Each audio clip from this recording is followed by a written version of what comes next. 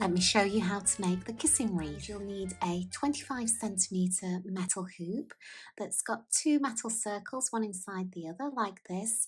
And then you're also going to need 100 grams of my giant yarn. And I'll put all details of the supplies I've used in the notes down below.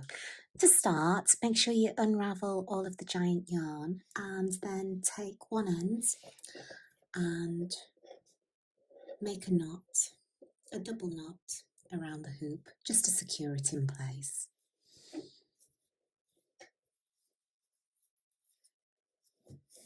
So it looks like that. So this side of the hoop that's got the knot is going to be the wrong side, and we're going to now work on the right side. And to start, we're going to work around this inner circle here. To start, make a loop, and you're going to want every loop that you make, and we'll make a few on this project, to be the size of 2 fingers. Take the working yarn, and this is the yarn that's attached to all of this yarn here, and take it, you can see that it's laying at one side of this inner metal hoop here. You want to take it so that it's at the other side, like so. And then you're going to put your 2 fingers through this loop you've made, grab that working yarn and pull it through the loop. So now make sure that this next loop is the size of 2 fingers. So if we just look under here, we can see that the working yarn is at the right hand side of the loop, and now you want to bring it to the opposite side.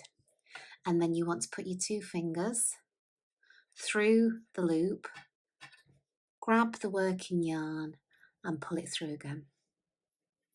So now you'll keep taking the working yarn back and forth from one side to another, creating loops as you go. We'll work all around the loop until you get back to the beginning. So I'll keep going and I'll see you in a minute.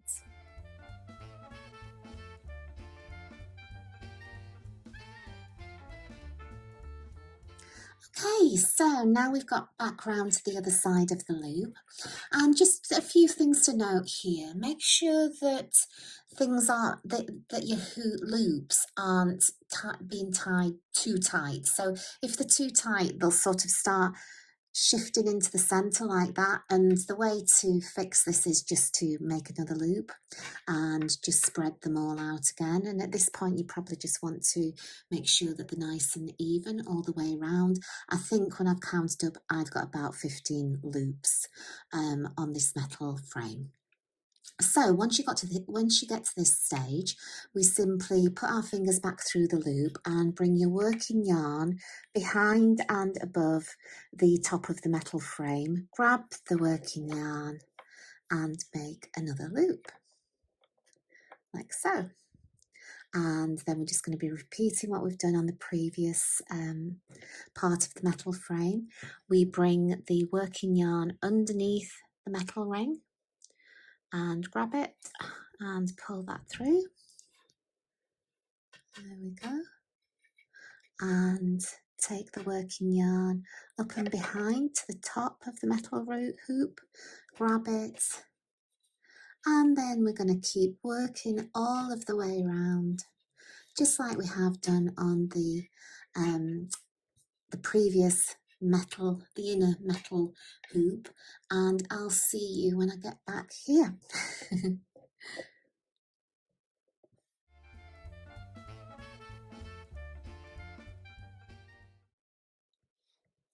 So when you get to this point, you'll have been round the hoop twice, should I say the metal frame twice. And if we just look at the back, this is what it's looking like now. You can't really see the back of the hoop, and at the front, this is what the stitches are looking like. And now is the time for you to just even out any stitches, move things around if you've got any gaps. And when you have got your final stitch here at the top, what we can do is we can just take the working yarn and cut maybe a 20cm tail.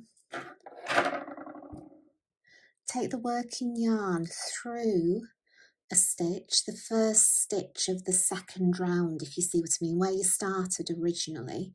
Take the working yarn through the centre of that stitch like so. And then this is your stitch at the moment, so just take that stitch and make it sit nice and flat. Just move it around until it sits right. And then take the working yarn through that stitch.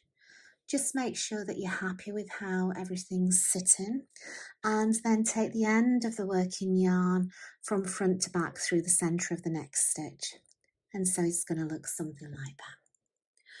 Once you've got it at the back like this, what you can do is just carefully, really carefully, just take the giant yarn and pull it in half like that. Take one end behind one of these stitches at the back, like so.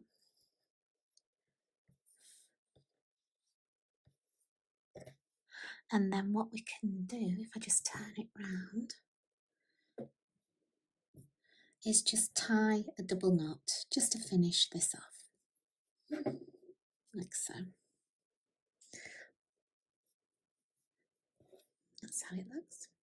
And then we're just going to snip the ends of that.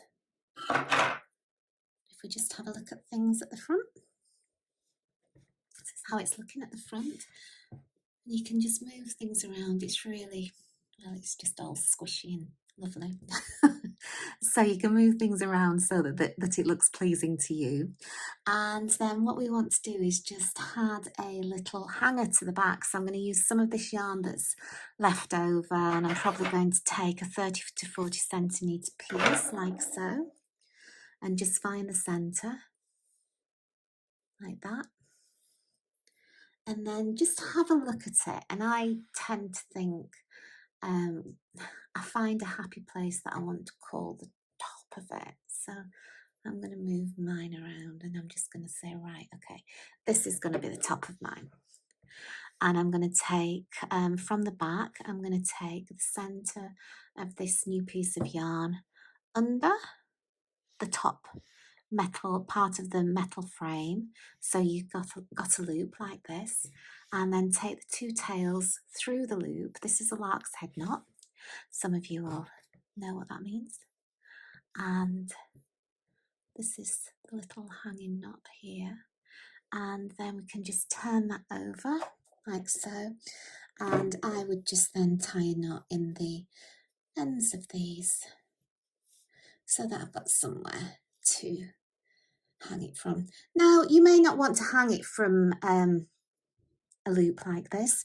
You could simply hang it from a hook or a nail in your house, whatever suits you really. So that's the first part, and I will be back in a second to show you how to make the felt balls. Next, take the cheeky chunky yarn, and you'll need 2.5 meters of it.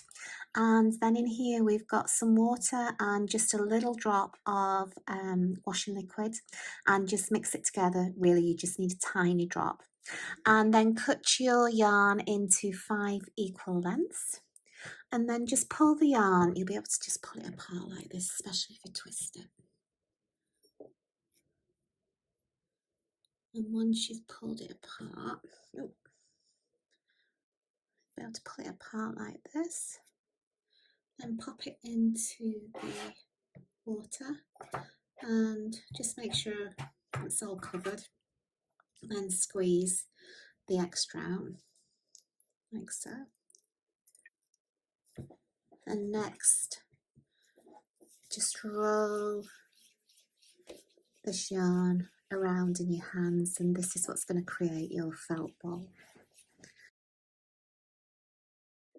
And this is what the little felt ball looks like, and all we'll do is we'll take them and attach them to the bottom of the wreath. I've put 5 just around the bottom half because this reminds me of mistletoe and it's my take on it. And then if you look, I have just attached it with my thread and my needle through the bottom and secured them all in place. So I hope that you've enjoyed this tutorial. Please do give me the thumbs up down below and hit the subscribe button, and I'll see you next time.